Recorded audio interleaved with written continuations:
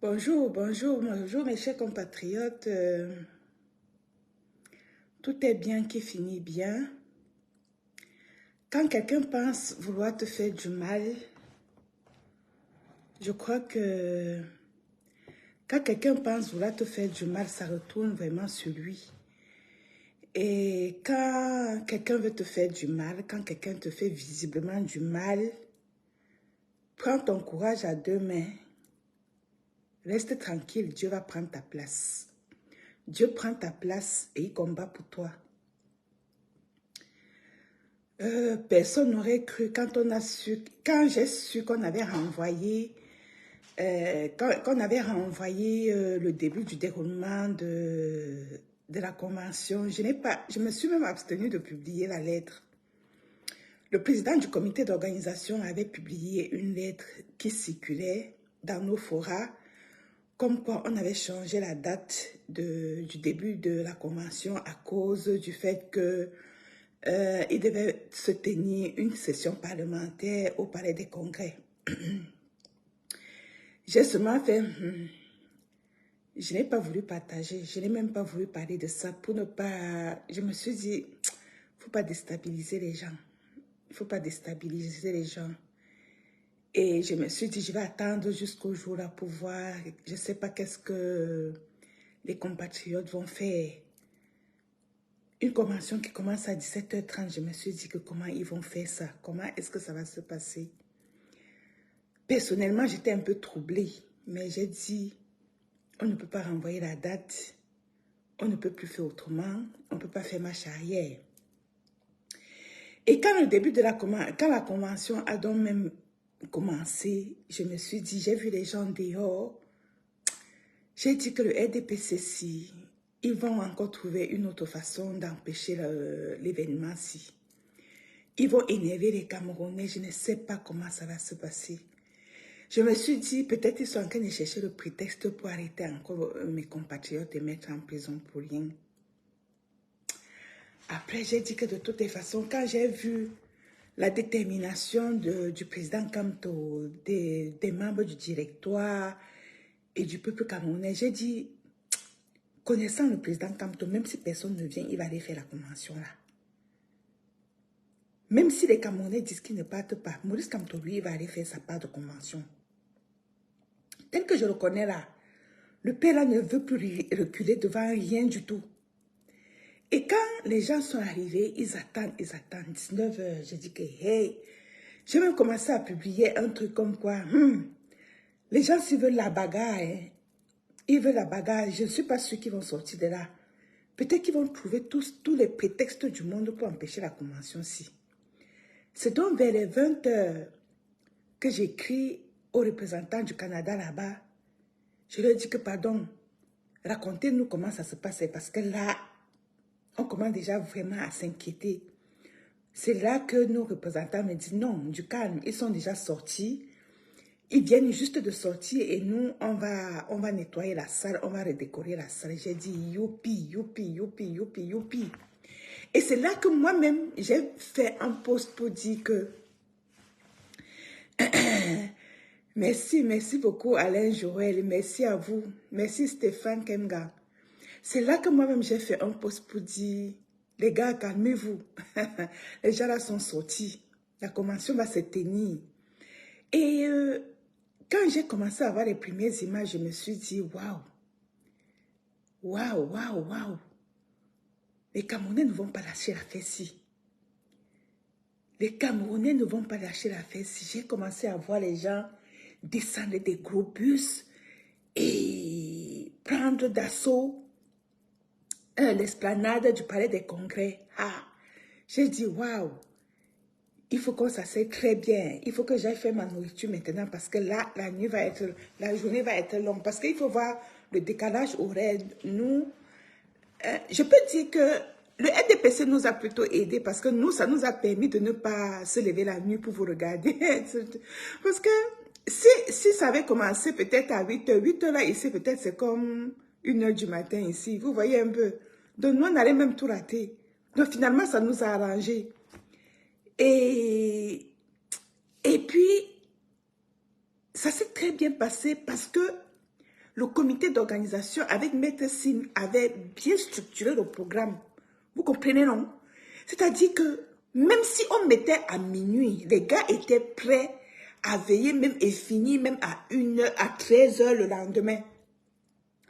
C'est-à-dire que le comité d'organisation, c'est... Quand on dit souvent que quand tu veux faire ta chose, prends ton temps, tu t'organises. C'est de ça qu'il s'agit. Le comité d'organisation avait tellement bien ficelé le programme qu'il suffisait seulement de suivre le programme tel qu'il avait été ficelé sans rien sauter. Et c'est exactement ce qui s'est passé. Tout a été bien suivi. Et je salue vraiment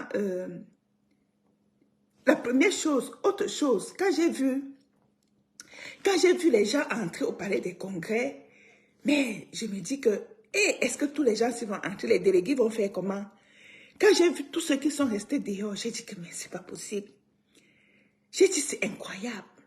C'est incroyable ce que les Camerounais peuvent être disciplinés.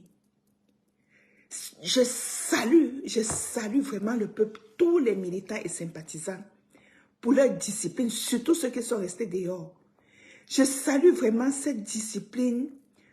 J'ai compris que, les gars, vous savez quoi? On a vraiment pris le pouvoir là. Cette convention a lavé une partie de mes doutes. Cette convention a lavé une partie de mes doutes. Et je vais vous expliquer pourquoi. Je vais d'abord finir par vous dire merci, merci, merci pour cette discipline dont vous avez fait preuve. J'ai vu les Camerounais danser dehors, rester dehors. J'ai dit, ils n'avaient pas de badge. Ils sont restés dehors. La discipline. Je me suis demandé, mais la sécurité va faire comment? La sécurité va faire comment? Et les Camerounais qui veulent entrer. Mais personne ne voulait même entrer. Les gars ont compris que non, seuls les délégués devaient entrer. J'ai cru qu'ils devaient avoir même de la bagarre. Mais les gars étaient divinement disciplinés. Divinement disciplinés. Et de surcroît, ils sont restés veillés. Ah, quand on disait qu'il était 3 h du matin chez vous, ici, il était peut-être seulement 19 h, peut-être 20 h. Donc, j'avais la possibilité de voir tout. Finalement, ils nous ont plutôt fait du bien. Ceux qui ont envoyé le programme jusqu'à 17 h 30 là. Ils ont plutôt fait du bien à la diaspora très éloignée de pouvoir très bien faire l'événement. Et en plus, c'était un samedi. Donc, nous, on est restés. Moi, je ne travaillais pas. Donc, on est resté, on a tout vu. Moi, j'étais même fatiguée plus que ceux qui étaient là-bas. Mon frère, j'ai chassé les images. Ah, Zambouama. J'ai chassé les images. J'étais à l'affût.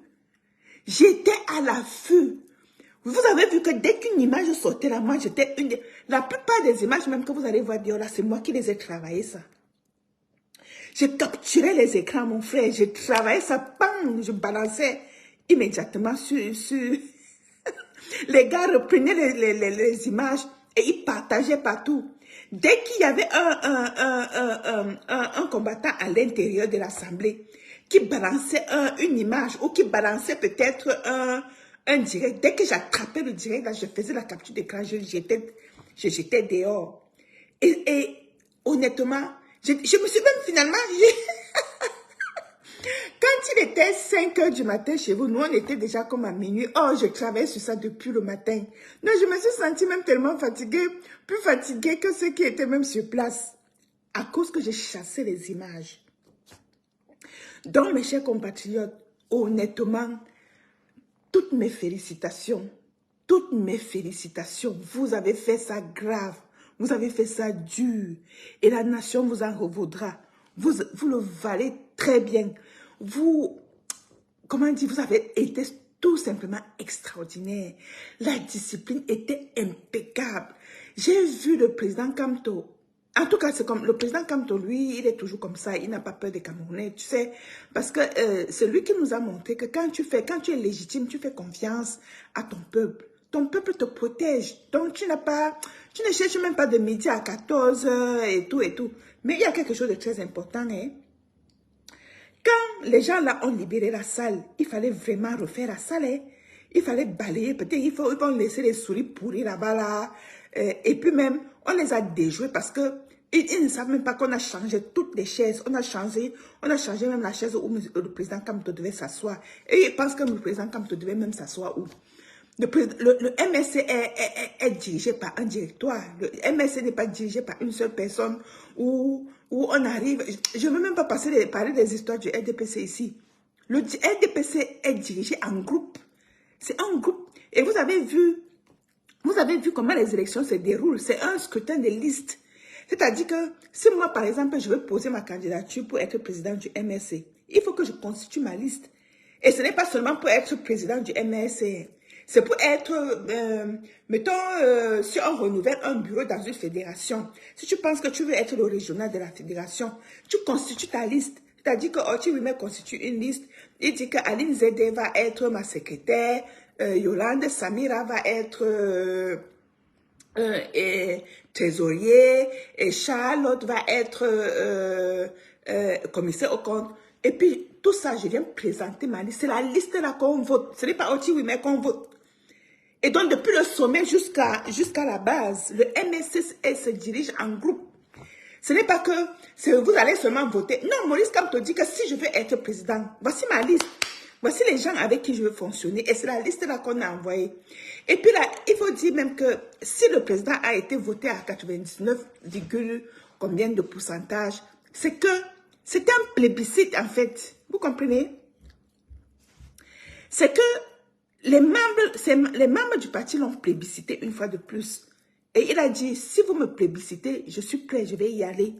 C'est tout. Le président Kamto ne peut pas se lever un matin, il dit que je vais vous représenter. Non. C'est qu'il a d'abord jaugé. Il a d'abord vu que ses partisans veulent encore lui refaire confiance. Donc, il n'allait pas dire, ne cédez pas aux sardinats qui vont vous faire comprendre après que on a voté à 99% au MRC. Ce n'est pas de ça qu'il s'agit, les amis. Nous, on avait dit que le président Kamto va être reconduit.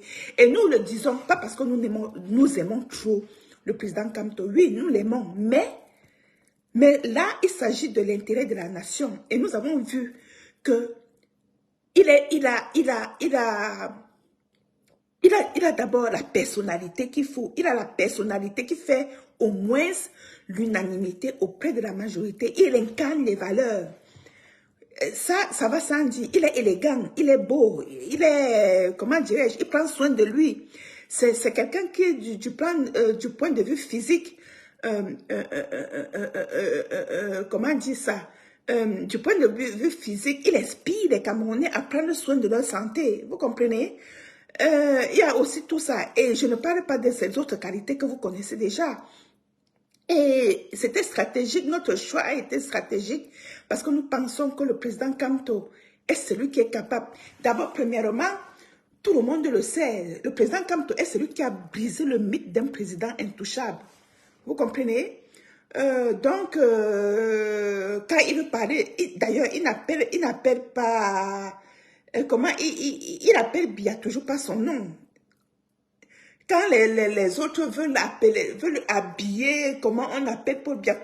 Le Maurice Kamto est celui qui appelle Paul Biya directement par son nom. Et il lui dit que monsieur, tu es mon compatriote, tu comprends?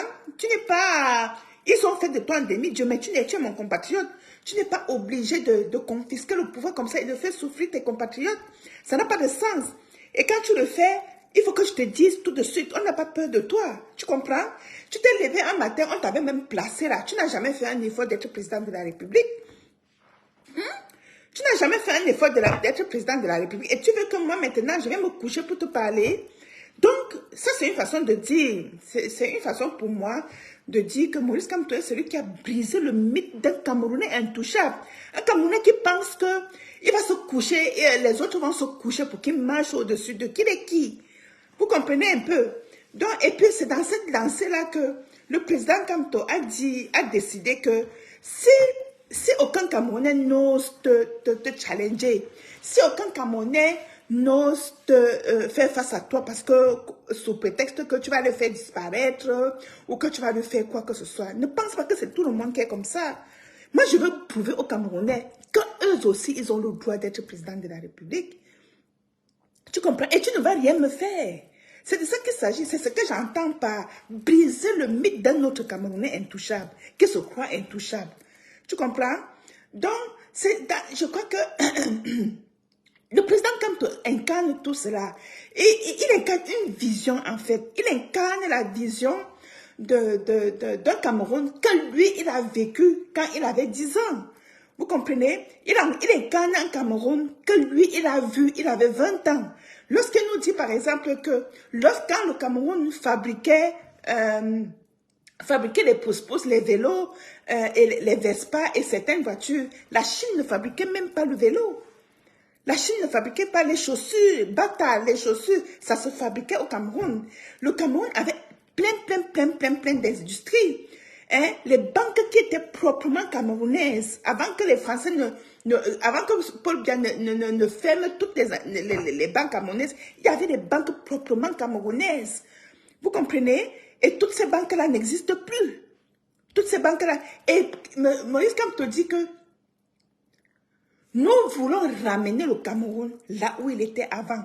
Prendre ce nouveau débat pour maintenant redémarrer. Et sur le plan même des valeurs, quand vous regardez, Père Kamto, regardez comment il entretient sa femme. Vous comprenez? Regardez comment il entretient sa femme. Pour être un président, pour être un leader, il faut d'abord être un bon père de famille, les amis. Pour être un leader, il faut être un bon père de famille. Je ne peux pas venir ici devant vous, me placer ici devant vous, vous parler. Alors que ma famille, vous-même, vous savez que je ne m'occupe même pas de ma famille. Ça n'a aucun sens.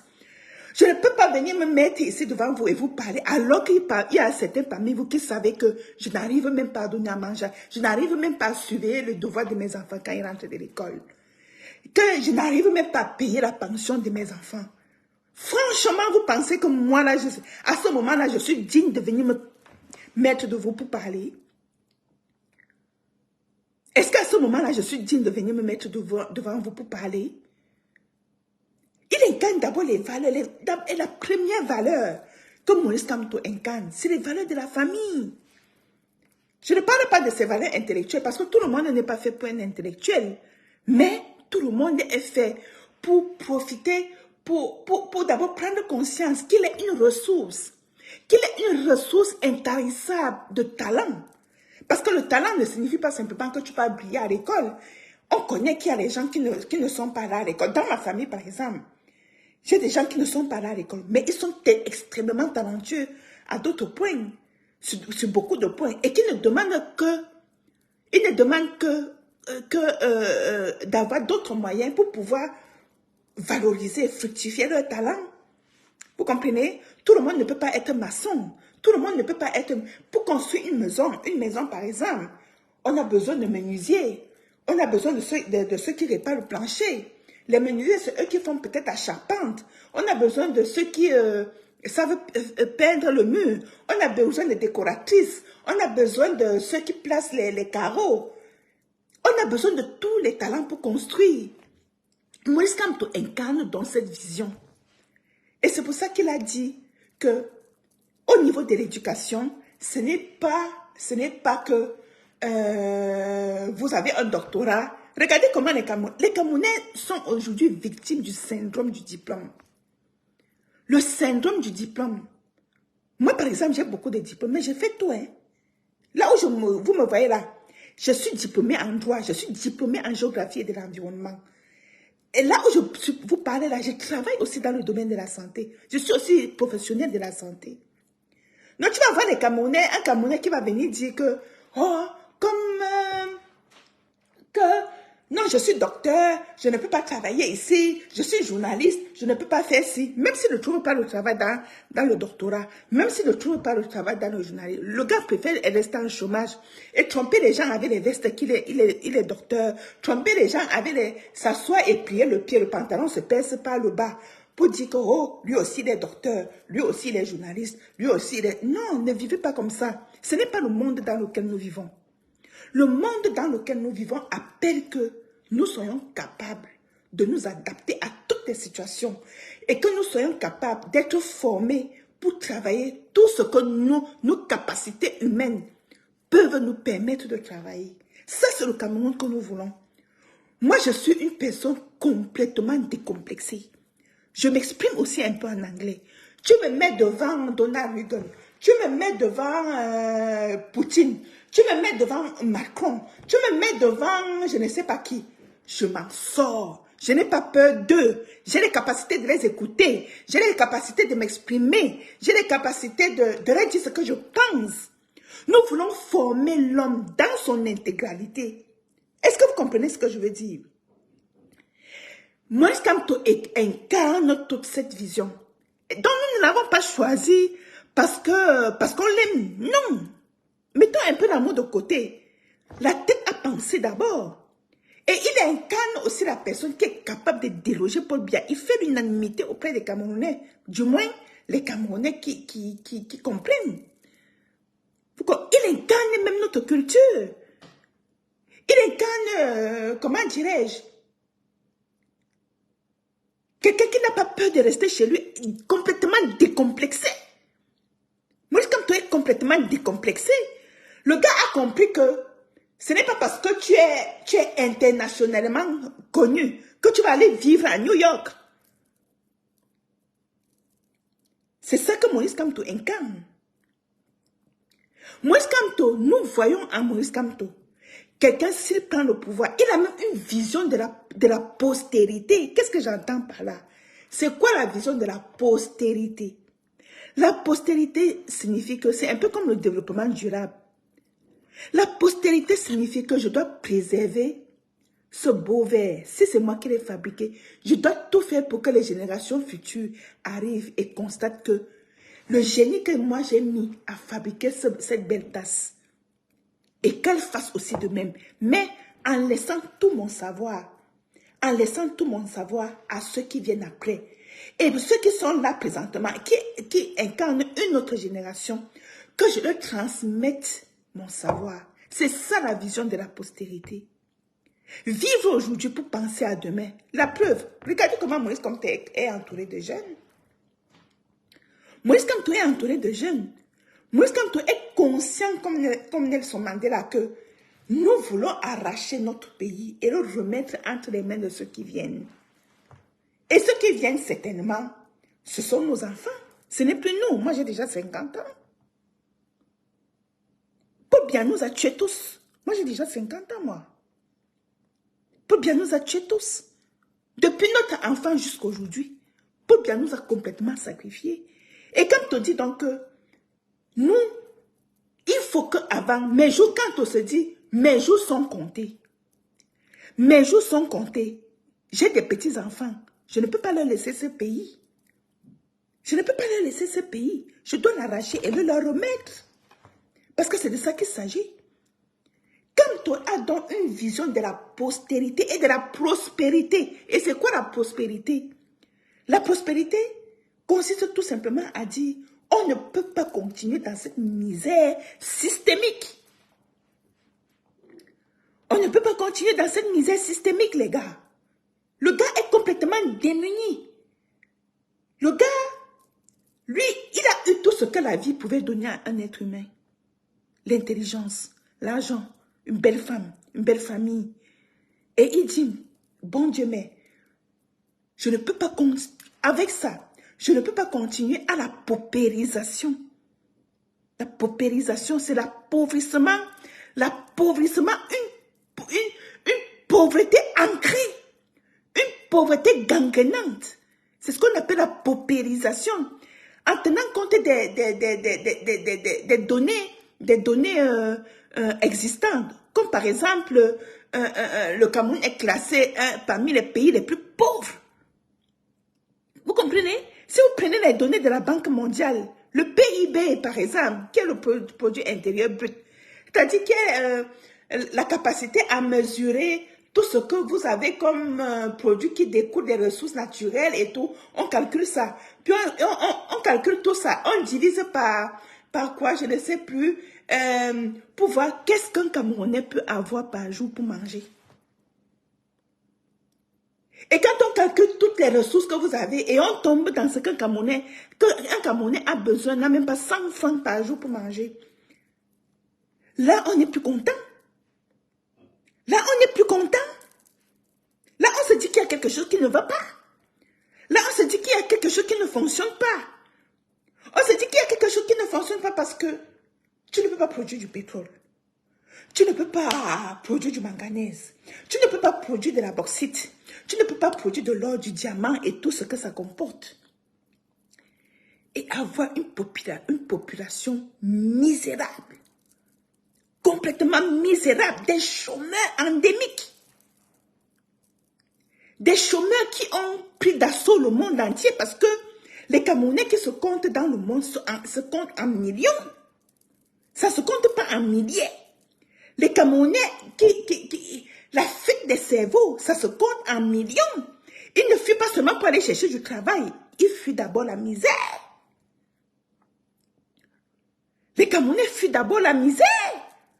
Quand un Camerounais pense que franchir le désert vaut mieux que mourir de faim à la maison, c'est que la misère, la souffrance est systémique. Vous comprenez? Donc, Maurice Kamto a une vision de la prospérité.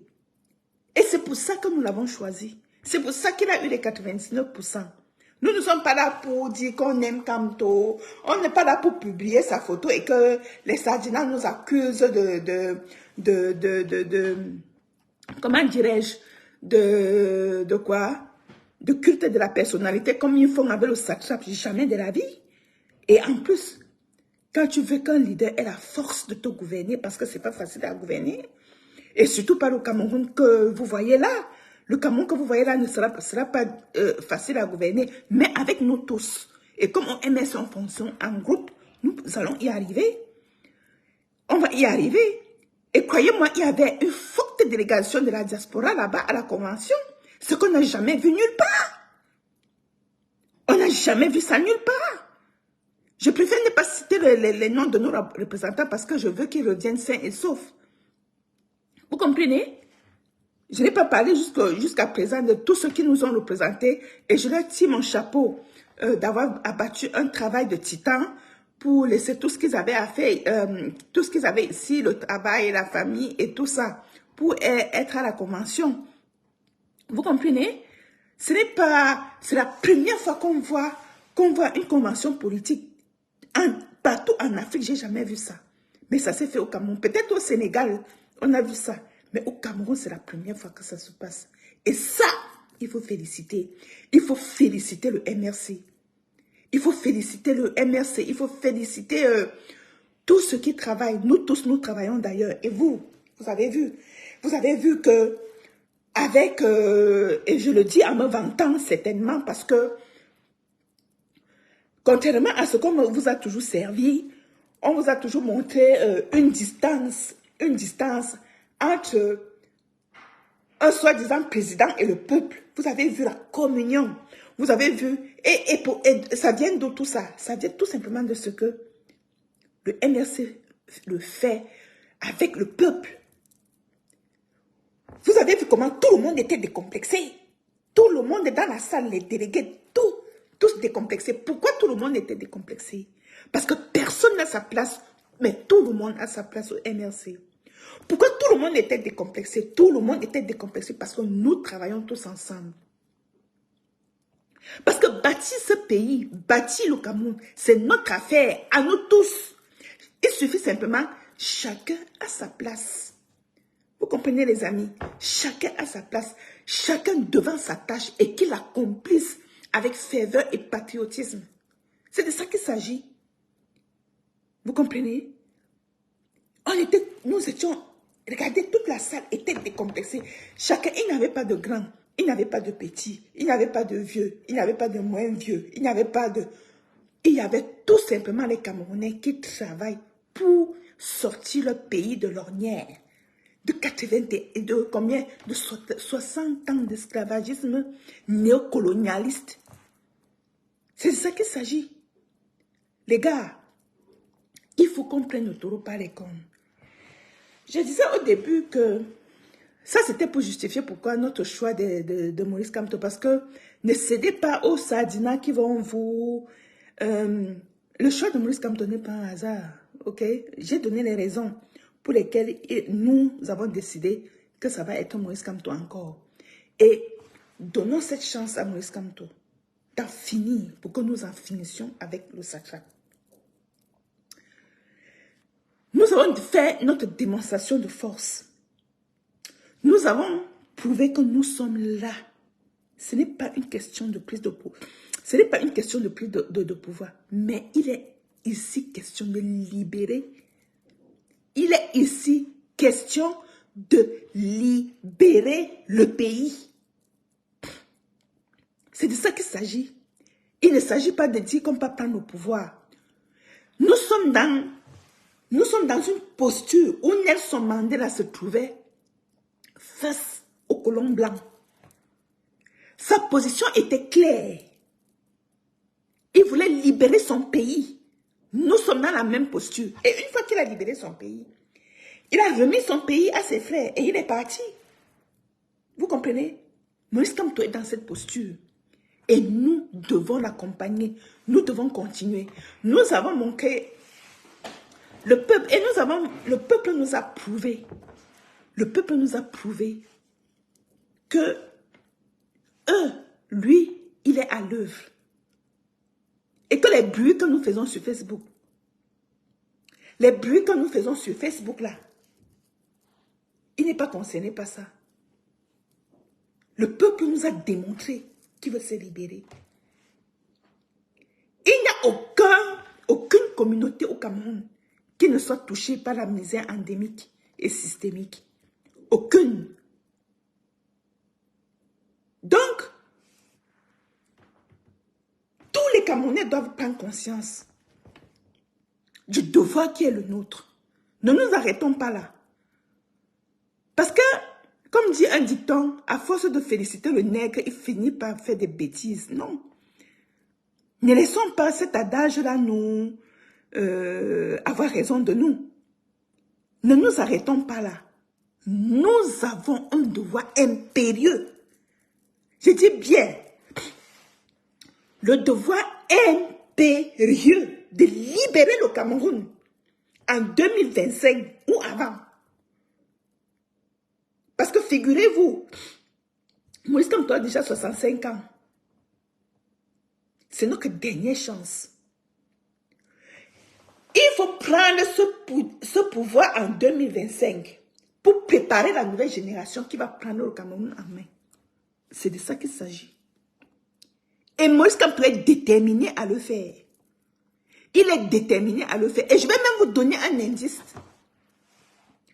Ne laissons pas le doute nous habiter. Je vous le dis parce que c'est mon sentiment propre. Parce que jusqu'à présent, il va vous le dire très clairement. Je doutais parce que je me suis dit, le satrape a les armes, le peuple n'a pas les armes. Mais depuis hier, j'ai fait l'effort de me débarrasser de ce doute. J'ai fait l'effort de me débarrasser de ce doute. Parce que je me suis dit que... J'ai fait l'effort de me débarrasser de ce doute parce que rien n'est impossible au Cameroun en ce moment. Le peuple est capable. Sans verser une goutte de sang et sans prendre aucune lame, même pas une lame de rasoir. Je me suis débarrassée de ce doute. Aussi par la force de Dieu. Oui, oui, oui, oui. Aucune nation opprimée ne s'est libérée sans la puissance de Dieu. Ne vous y trompez pas. Regardez l'histoire, lisez l'histoire. Aucune nation opprimée ne s'est libérée sans la force et la puissance de celui qui nous a fait. Ça n'existe pas. Le même Dieu va nous libérer en 2025. Il faut que nous continuions avec cette mobilisation. Il faut que nous continuions avec cette mobilisation. Pour bien est fini. Le RDPC est fini. Et regardez la symbolique. Regardez la symbolique de ce qui s'est passé à l'Assemblée nationale hier. Où les sénateurs qui étaient là, où ils travaillent même pour Kyo. Personne ne sait. Mais aucun Camerounais n'est même au courant de la session parlementaire qui se passe là-bas. Si vous me demandez sur quoi les parlementaires travaillent, moi je suis incapable de vous dire, je ne suis pas au courant. Et je ne veux même pas être au courant. Je ne sais pas. Toujours est-il que ils ont cédé la place. Regardez la symbolique. Cette clique de vieux sénateurs, ils sont quittés. Ce n'est pas que le MSC a siégé, le MSC est quitté et puis ils sont venus. Hein. Ils ont dit au MSC, laisse-nous la salle, ne pars pas là-bas, laisse-nous là. Mais le MSC s'est reculé. Ils ont pris la salle, ils sont quittés. Le MSC a repris la place. Mes amis, moi, à partir de là, moi j'ai seulement dit que Paul Biya est déjà parti. Occupons les lieux et exerçons le pouvoir. Il est déjà entre nos mains. C'est ça la symbolique. Et quand le président Kamto est arrivé dans son le premier, avant de déclarer l'ouverture de la convention, il a dit ceci, avant ça, ils étaient dans une réunion avec les membres, et puis un membre lui a dit que ne t'en fais pas si ils ont dit que nous, on va tenir notre convention à 17h30 parce que n'oublie pas que dans notre culture, on ne dote la femme que la nuit. Et le président est arrivé à la convention avec ça. Et le président a d'ajouter, nous sommes venus doter la victoire. Écrivez ça. Mes amis, et puis, il y a aussi un autre indice qui me dit que nous avons gagné l'affaire-ci. Je vous assure, si c'était comme en 2018, Paul Biya aurait tout fait pour interdire cette convention.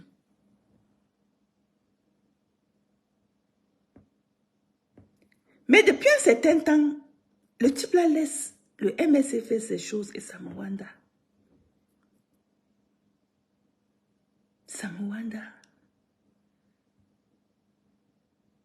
On n'entend pas parler de sous-préfets, on n'entend pas parler de ministrons, de l'administration territoriale. Ça me fait réfléchir. Ça me fait réfléchir. Les gars, on a pris l'affaire là. Le RDPC regarde tout ce que le MSC a fait hier au palais des congrès sans rien faire. Mes amis, on a pris l'affaire là. Vous comprenez ce que je dis là? N'ayez plus peur. On a rien appris ça.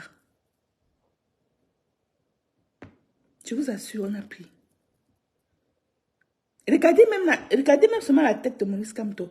Vous pensez que Maurice Kamto est revenu ici pour perdre ça? C'est que vous ne le connaissez pas. Ayez peur des gens qui ne parlent pas. Hein. Maurice Kamto n'est pas venu pour perdre. Il n'est pas revenu. C'est un gars qui n'aime pas l'échec. Hein. Surtout l'échec bizarre là. Il n'aime pas ça. On a pris l'affaire là. Je vous assure, on a pris ça. Moïse Kamto sera président en 2025. Notez ça. Moïse Kamto est déjà président de la République du Cameroun. C'est le 3e président de la République qui avait été prédit par Oumniobe.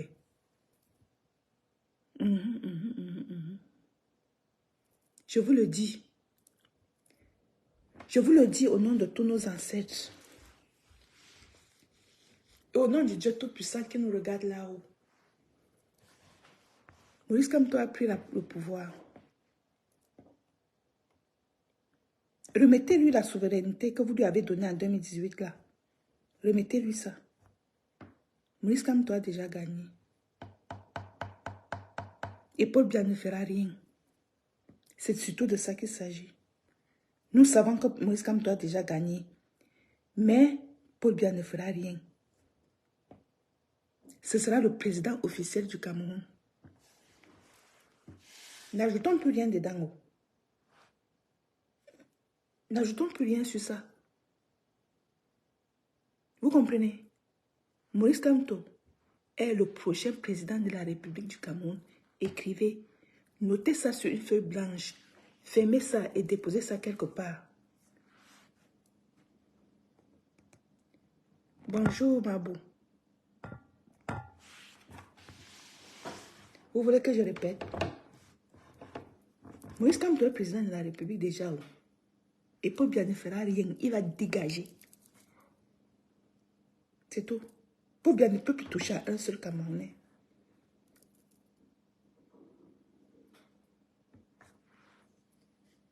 Voilà.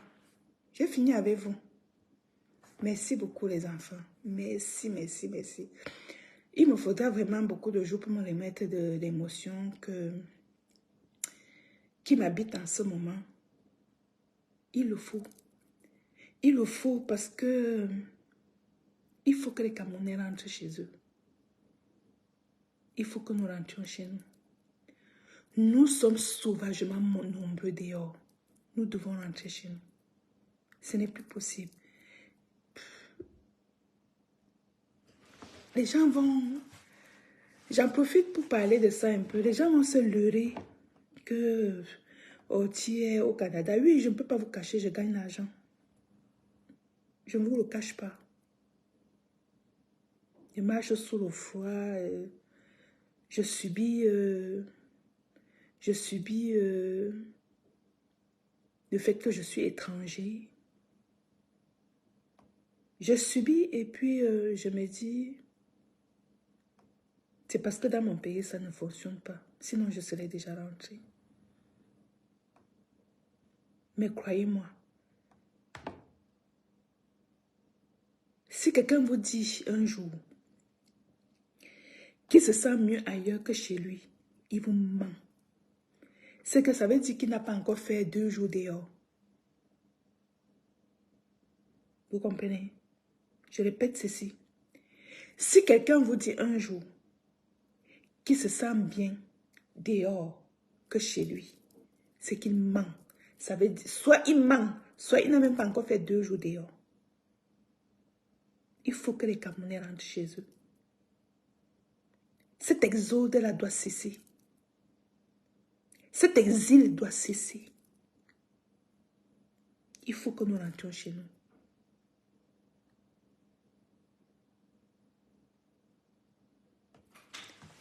Merci beaucoup les amis, merci beaucoup et bon retour à chacun de vous et que chacun rentre comme faisaient souvent nos grands-mères, on prend la terre, on met dans ta bouche, on dit que notre tête t'accompagne. C'est encore très émouvant parce qu'il y a certaines personnes qui arrivent au Cameroun, peut-être 30 ans après, qui n'avaient plus jamais foulé le sol camerounais. Les enfants ont vieilli et tout, qui arrivent pour certains au Cameroun avec leurs enfants pour la première fois, depuis que les enfants sont nés. C'est triste, mais vous savez, il y a aussi un autre signe. Nous avons fait une veillée et l'aube nous a trouvés. L'aube nous a trouvés au palais des congrès. Les symboles, les signes sont... Les signes sont nombreux, les amis. Vous avez déjà le pouvoir. Faites partie de ce satrape. Construisons notre pays et rentrons à la maison. C'est tout. Et notez-le aussi. Moïse Kamto a déjà gagné l'affaire. Et Paul Biya ne fera rien. C'est surtout ça qu'il faut préciser. Merci encore, merci encore, merci encore, merci encore. Et puis pour les membres du MRC, nous allons continuer à travailler. Notre militantisme vient de prendre un bon booster. Et donc, on est schtroumpfé comme...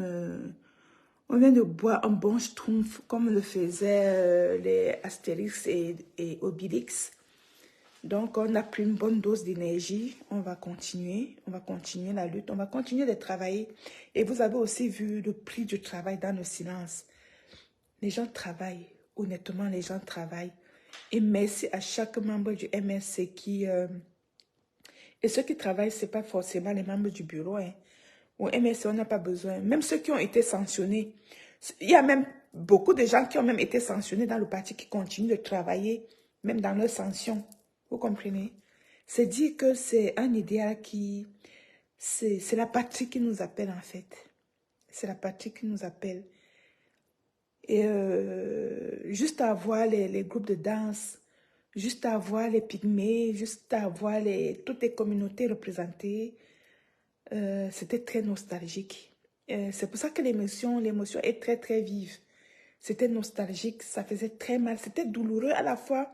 C'était des sentiments mélangés, à la fois douloureux et puis la joie et la douleur se mêlaient et s'entrechoquaient. Mais c'est aussi ça vivre en exil, vous comprenez? C'est aussi ça vivre loin de chez soi. Mais on continue la prière parce que comme je vous le dis, ne l'oubliez ça jamais. C'est l'amour qui libère. Et Dieu est amour. Et notre détermination à investir cet amour-là dans la libération du Cameroun, forcément sera couronnée de succès. Et Maurice Kamto a déjà gagné. Le peuple a déjà gagné. Et Paul Biya ne fera rien. Il va quitter. C'est ça qu'il faut dire. Voilà. Merci beaucoup. Très très bon dimanche. Prenez soin de vous.